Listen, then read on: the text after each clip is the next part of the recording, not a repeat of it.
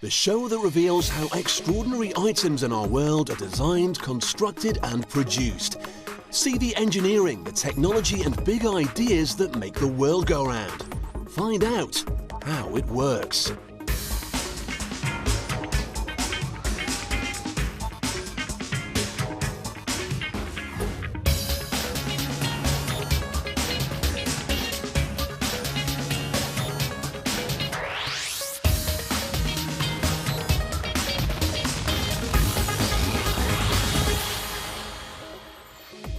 Coming up, our cameras reveal the whirlwind construction process behind the world's most famous windproof lighter. A tailor-made suit is the height of sophisticated fashion. We'll find out how the tailors perfect the pinstripes. And there's a quick trip to the factory that makes Homer's favorite coffee break snack, the glazed ring donut. But first, cycling. Mountain biking combines fitness with fun, but brings risk as well. Even professional riders wear a crash helmet. Although a skull is very different to a melon, this demonstration gives you an idea of the critical difference a helmet could make during an accident. So what goes into building a crash helmet that would save you if you wiped out? Well, it may surprise you to learn that a cycle helmet is built backwards. Construction begins with the outer shell, which has to look good as well as protect your melon. An expert is employed to create designs which will be applied to the raw plastic. The different layers of colour each need a different template for the printing presses. Once they've dried, the designer will then take them to the printers, who will layer each different colour onto a final plastic sheet. This will become the helmet's outer shell.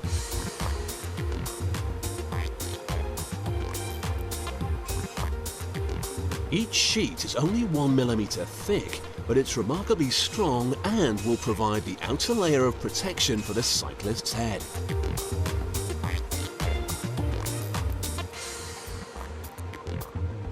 The final sheet of painted plastic ends up like this.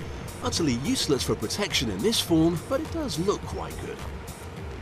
It's now time to mould these sheets into the protective shell that makes the outside cover. For every shape of helmet, there's a specific template. First, this is put into the oven. The raw sheets are loaded in and the heated mould is forced up through the plastic to give it its characteristic shape. What emerges is the outer skin of the helmet, but it still needs a bit of work. Inspectors keep a close eye on the quality, and this one appears to have a problem, but it's nothing major and can be fixed during the next phase. A precision cutter slices away the unnecessary bits of the shell, including the gap where the defect was. Now the shell is looking more like a familiar bicycle helmet.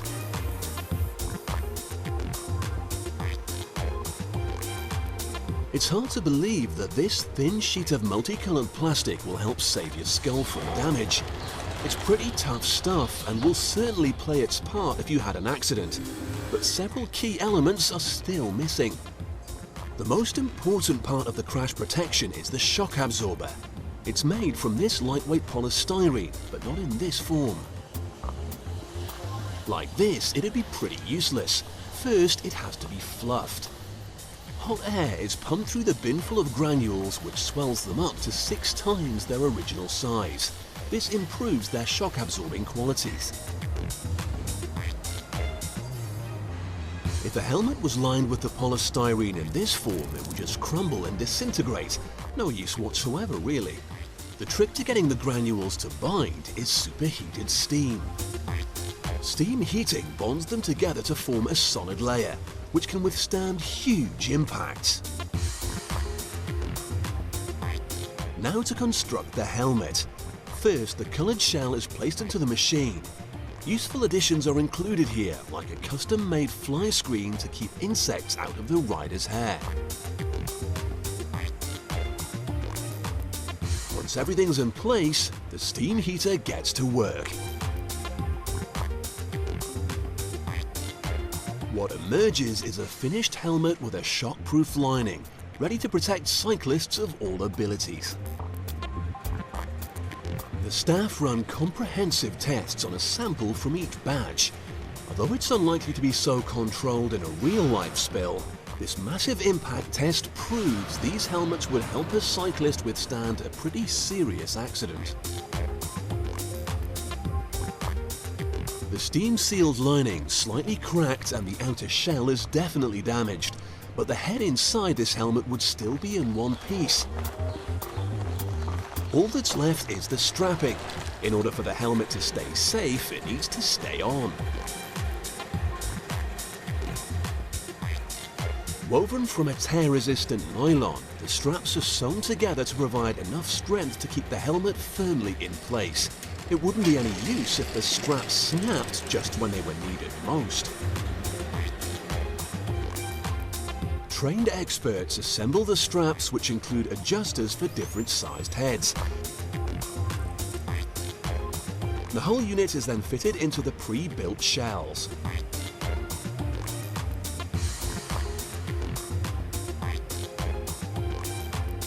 And you're ready to go.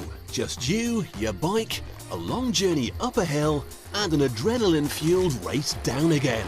Happy in the knowledge that if the worst happens, your head is much safer inside the latest bicycle helmet.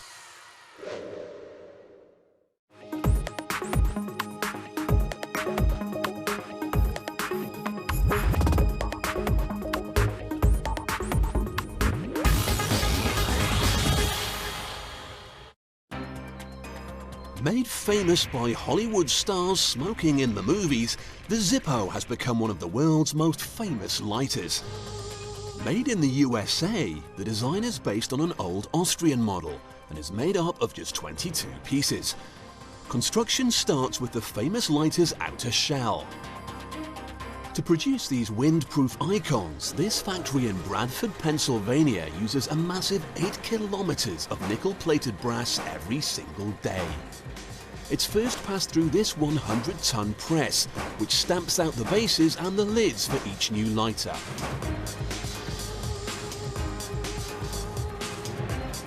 The finished pieces emerge from the far end of the press, whilst any leftover waste is collected in this bin. The freshly pressed pieces now have Zippo's unique markings imprinted on them, a tradition which started in the 1950s. There's a code to those markings which any dedicated fan would know about. The letter on the left signifies the month of its production and the number on the right is the year. Special edition Zippos are collector's items, and the identification helps enthusiasts know how old their lighter is. Once the tops and bottoms have been made, they need to be assembled. It's not a very exciting job, and it's also quite repetitive. These ladies have to produce over 60,000 every single day. That's right, 60,000 a day. This carousel includes a spot welding device which joins the bases to the lids, ready to house a new lighter.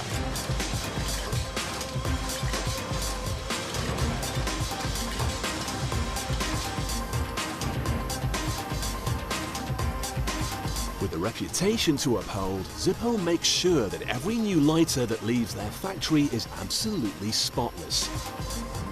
Every case is sent through several acid baths and then on to be plated. This is where they get their characteristic shine.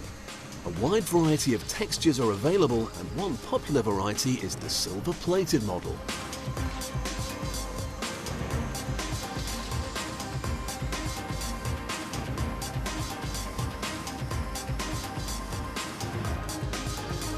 Once the acid's washed off, the next step is quality control.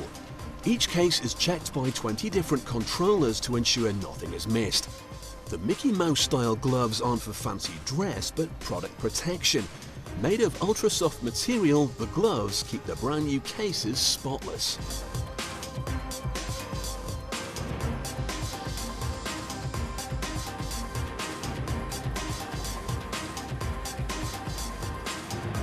The Zippo's inner workings range from a tiny flint stone to create the spark, to a selection of several cotton wool balls which make up the fuel reservoir.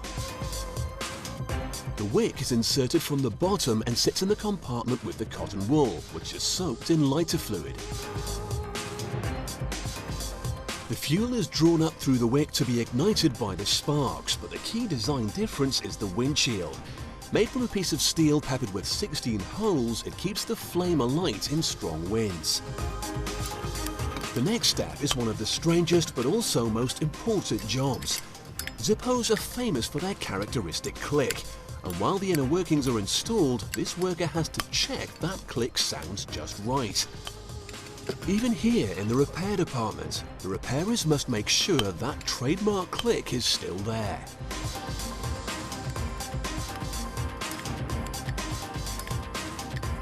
The precision engineering at Zippo allows the company to offer a lifetime guarantee on each one.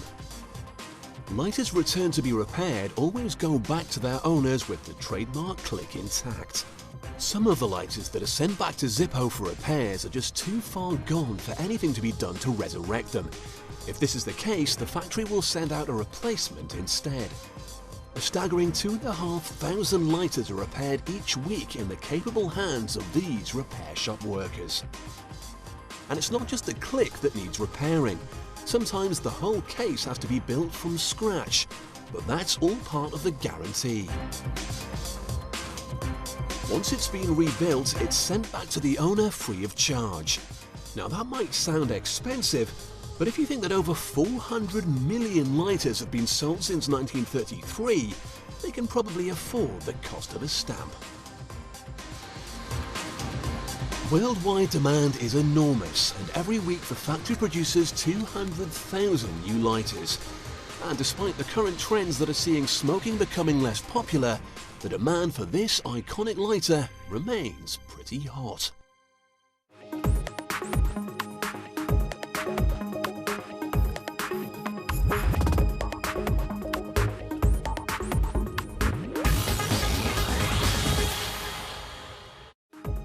Still to come, made with over 120 pieces, you need a lot of careful stitching to fashion a tailor-made suit. And putting holes in donuts is a doddle. But what has the weather got to do with Homer's favourite snack, the ring donut?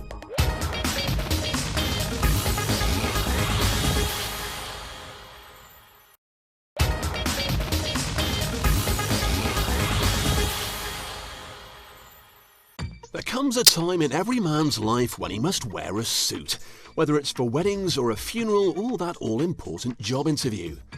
Off the peg suits many people, but surely the most desirable of all is the tailor-made suit, cut to fit perfectly. If you can afford the extravagant price tag that comes with tailor-made clothing, you would need to find professional tailors like these two gentlemen. Their knowledge and expertise help guide the buyer with decisions about material and style.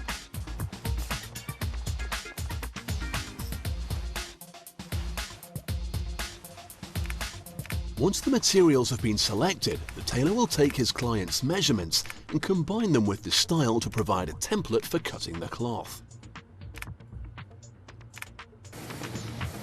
The measurements are then sent down to the cloth department to be cut. The template is laid across the top, but it isn't used to tell the computer where to cut. The processor that guides the knife has all the information in its memory already. The template is for the operator to make sure the knife is cutting the cloth in the right places.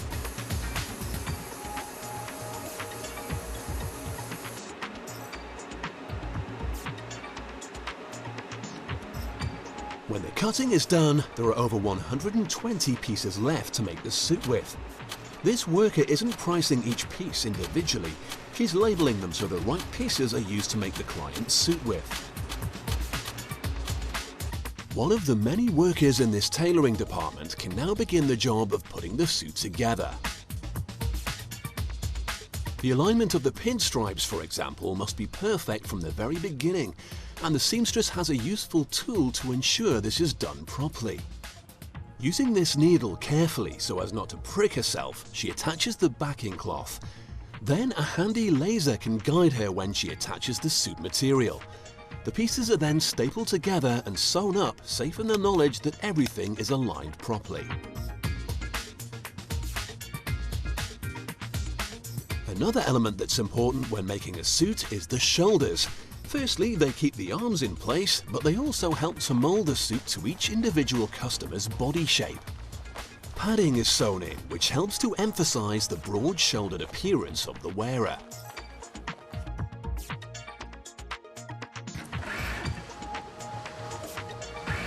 Considering that bespoke suits can cost anything from several hundred to several £1,000s, the quality of the final product has to be excellent, so the workers check their efforts regularly.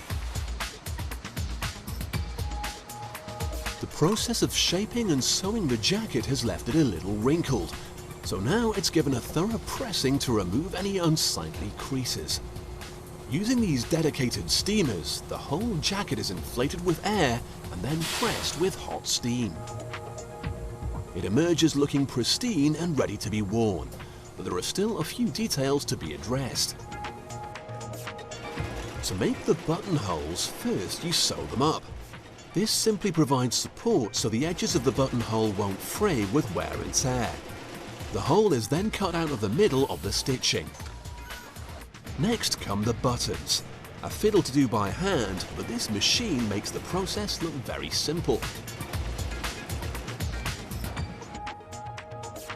And finally, as far as the jacket is concerned, the lapels are ironed in to give them that crisp new suit look.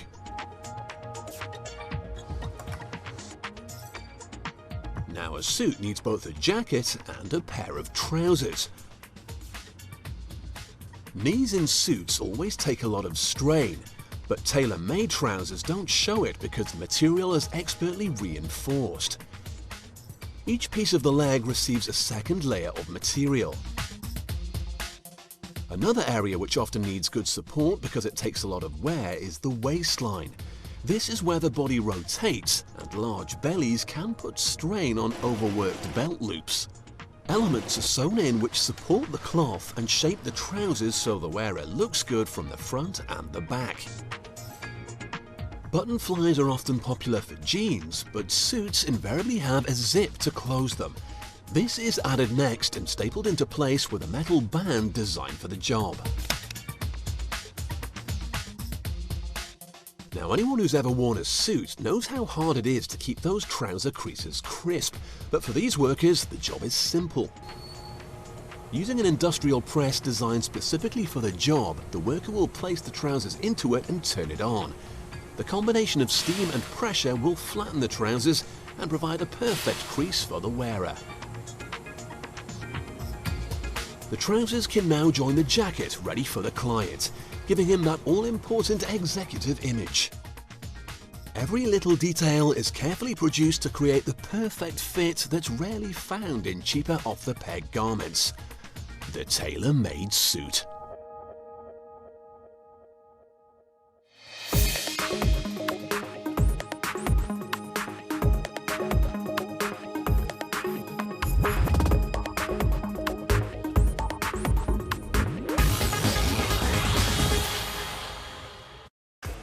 Homer Simpson loves them and they taste great with a hot cup of coffee. There's a wide variety available, but what goes into making them? They start out in a factory like this one. The first ingredient is the yeast. This helps the dough to rise and gives the ring its light fluffy texture. The yeast works faster if conditions are warm, but if it's too warm, the yeast cells will die. So on hot days, ice is added into the mix. Next is flour and plenty of it. To make 20,000 donuts, this factory uses nearly 3/4 of a ton of flour every day.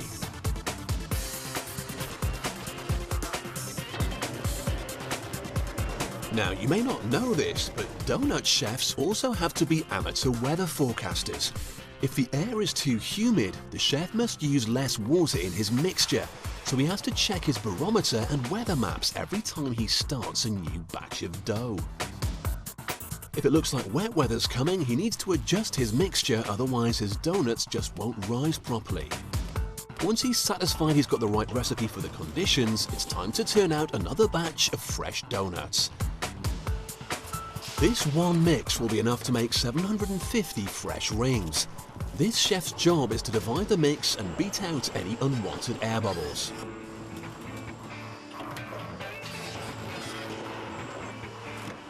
The dough is then sent to the rollers to flatten it, ready to be cut into donut-sized pieces. It needs a few passes to get it just right.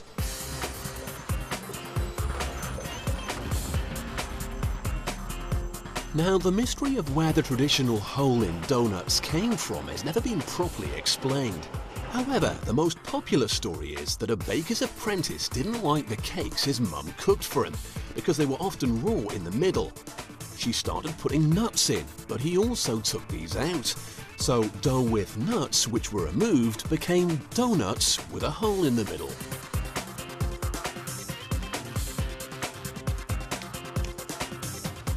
A machine helps them with the holes today, and to save money, no one throws the middle bits away anymore either, but we'll learn more about them in a minute. The donuts are now laid out on a board and sent to a warm cupboard for 50 minutes, where the yeast can get to work and help the dough to rise. This gives the workers just enough time to cook the middles as well. Now, this has to be an unsatisfying job.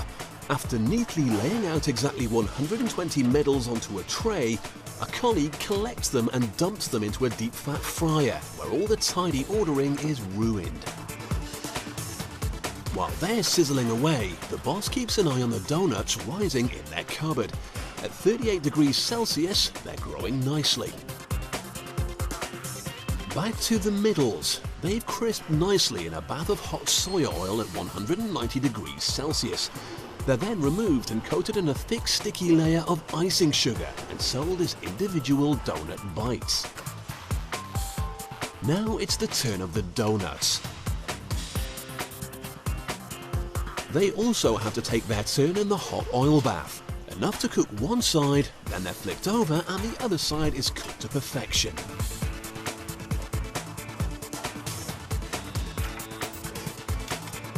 When they emerge, they look like donuts, but they don't taste of very much, so now they need a topping. And popular flavours include strawberry, toffee, custard and cinnamon. Some even come with multicoloured sprinkles. Every day, this factory produces around 20,000 donuts to be shipped out all over the country. So that's the tempting tale behind the much-loved but highly calorific sticky ring donuts.